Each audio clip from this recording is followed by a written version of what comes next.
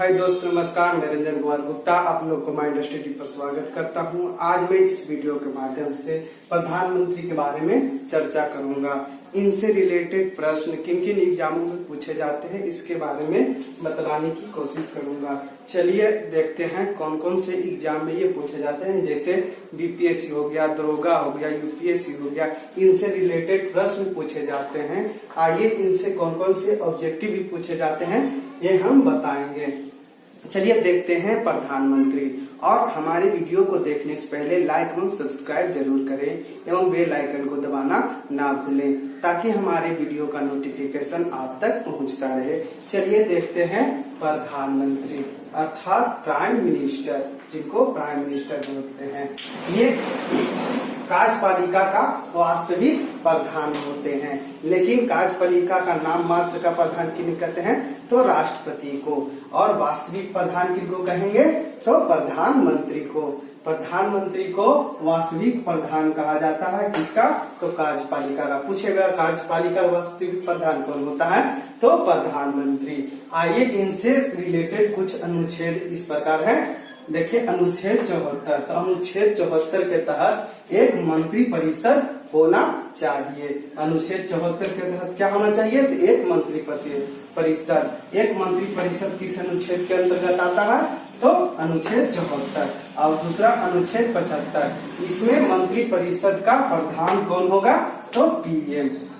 इसमें प्रधानमंत्री के मंत्री परिषद के प्रधान होने का संबंध बताया गया है। चलिए इनका शपथ पूछेगा। इनका शपथ किनके द्वारा किया जाता है तो राष्ट्रपति के द्वारा दिया जाता है। इनका शपथ किनके द्वारा दिया जाता है तो राष्ट्रपति के द्वारा, और इनकी नियुक्ति भी राष्ट्रपति के द्वारा की जाती है। पूछेगा प्रधानमंत्री की नियुक्ति किनके द्वारा किया जाता है तो राष्ट्रपति के द्वारा। इनका कार्यकाल कितना होता है तो 5 वर्षों तक, लेकिन ये राष्ट्रपति के पश्चात पर्यंत ही होते हैं। यदि कुछ कारणवश प्रधानमंत्री अच्छे काम नहीं करे तो राष्ट्रपति जो है इनको हटा सकते हैं, लेकिन हटाने से पहले उनका तुरंत ऐसे ही राष्ट्रपति नहीं हटा सकते हैं।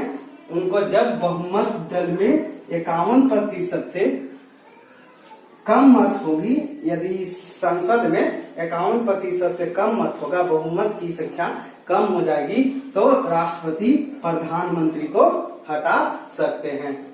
आइए इनका त्यागपत्र। इनका त्यागपत्र कौन लेते हैं तो राष्ट्रपति ही इनका त्यागपत्र लेते हैं। अर्थात प्रधानमंत्री अपने त्यागपत्र किनको सौंपते हैं तो राष्ट्रपति को। चलिए ये तीनों पॉइंट शपथ, नियुक्ति और त्यागपत्र ये किनको देंगे तो राष्ट्रपति से ही संबंधित है। माने शपथ कौन दिलाएंगे तो राष्ट्रपति, नियुक्ति राष्ट्रपति, त्यागपत्र राष्ट्रपति। आइए इनकी योग्यता क्या होनी चाहिए तो ये लोकसभा या राज्यसभा दोनों में से किसी एक का सदस्य होना चाहिए। लोकसभा या राज्यसभा का सदस्य होना चाहिए। लेकिन यदि वो लोकसभा राज्यसभा का सदस्य नहीं हो और उससे पहले ये प्रधानमंत्री बन जाए तो उनके 6 महीना के अंदर, 6 मंथ के अंदर इनको राष्ट्रपति या लोकसभा या राज्यसभा का सदस्य बनना जरूरी है। ठीक है, मैंने 6 महीने के अंदर इनको लोकसभा या राज्यसभा का सदस्य बनना जरूरी है। अब देखिए इनकी न्यूनतम आयु सीमा जो है 25 वर्ष माना जाता है, लेकिन 25 वर्ष क्योंकि ये लोकसभा के सदस्य रहेंगे तो लोकसभा के सदस्य की उम्र 25 वर्ष है। तो प्रधानमंत्री लोकसभा या राज्यसभा दोनों में से किसी का भी सदस्य होंगे।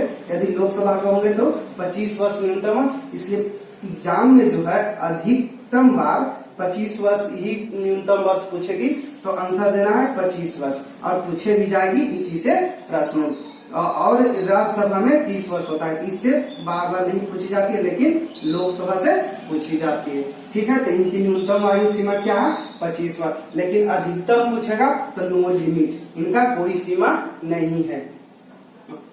और ये कितने बार एक व्यक्ति प्रधानमंत्री बन सकता है इसकी भी कोई सीमा नहीं है। एक व्यक्ति 2 बार 3 बार भी बन सकता है, इनकी लिमिट सीमा भी नहीं है। ठीक है, मैंने कि 1 बार बनेंगे या 2 बार, एक व्यक्ति 2, 3 जितने बार चाहे उतने बार बन सकता है। ठीक है, आइए और दूसरा जो होता है क्या होता है, ये बहुमत नेता, ये बहुमत दल के नेता होना चाहिए। बहुमत दल अर्थात वह बहुमत, बहुत जनसंख्या मत इनको प्राप्त होना चाहिए, जैसे कि 100% बटा 2+1 इनका मत होना चाहिए, अर्थात 51%, मतलब 50% से एक अधिक होना चाहिए। ठीक है, आइए इनके कार्य एवं शक्तियों के बारे में बतलाते हैं। कार्य, इनका कार्य और शक्ति क्या है। तो ये राष्ट्रपति के सलाहकार के रूप में कार्य करते हैं। ये राष्ट्रपति के कार्यों के बारे में बतलाएंगे, अर्थात उनको अवगत कराएंगे। ठीक है, और मंत्री परिषद का बैठक या अध्यक्षता करते हैं, अर्थात ये मंत्री परिषद का प्रधान होते हैं, इसलिए वे मंत्री परिषद का बैठक या अध्यक्षता करते हैं। एवं मंत्रियों की नियुक्ति भी किनके द्वारा किया जाता है, तो राष्ट्रपति के द्वारा। मैंने कौन से मंत्रिमंडल अच्छे हैं, जैसे कि गृह मंत्रालय, ये सब का नियुक्ति कौन करते हैं, तो राष्ट्रपति, प्रधानमंत्री ही करते हैं। कौन करेंगे, प्रधानमंत्री। और मंत्रियों का विकास भी प्रधानमंत्री के द्वारा किया जाता है। एवं योजनाओं के बारे में राष्ट्रपति को अवगत कराना, अर्थात योजनाओं के बारे में राष्ट्रपति को बतलाना कि कौन सी योजना कहाँ किस राज्य में चलाएंगे, यह योजना कैसी है, इससे क्या लाभ होगा, वे राष्ट्रपति को समझाते हैं और राष्ट्रपति वहां से उस योजना को पारित करेंगे या उन पर हस्ताक्षर करेंगे। ठीक है, आइए इनका संसद में क्या शक्ति प्राप्त है, इनको संसद में क्या शक्ति प्रदान किया गया है, इसके बारे में देखिए। लोकसभा के प्रति इनका दायित्व होता है, क्योंकि ये लोकसभा का सदस्य भी हो सकते हैं। एवं लोकसभा का विघटन भी इनको करने का अधिकार है, लेकिन लोकसभा का विघटन करने से पहले वे राष्ट्रपति को अवगत कराएंगे कि लोकसभा में क्या गड़बड़ी हो रही है, कि क्या कारण है, इसके बारे में राष्ट्रपति को बतलाएंगे। एवं संसद में सरकार बनाने की भी इनको शक्ति प्रदान किया गया है। संसद में भी सरकार या कानून बना सकते हैं। ठीक है, अन्य कार्य, इनका अन्य कार्य क्या है, ये तो दो कार्य हम बता चुके हैं। एक अन्य कार्य भी है, जैसे अंतर्राज्यीय परिषद का गठन या प्रधान कौन होते हैं, प्रधानमंत्री। अंतर्राज्यीय परिषद का गठन भी प्रधानमंत्री के द्वारा किया जाता है। एवं नीति आयोग का प्रधान कौन होते हैं, अर्थात पहले इसे योजना आयोग के नाम से जाना जाता है, तो इनका प्रधान पीएम, प्रधानमंत्री ही होते हैं।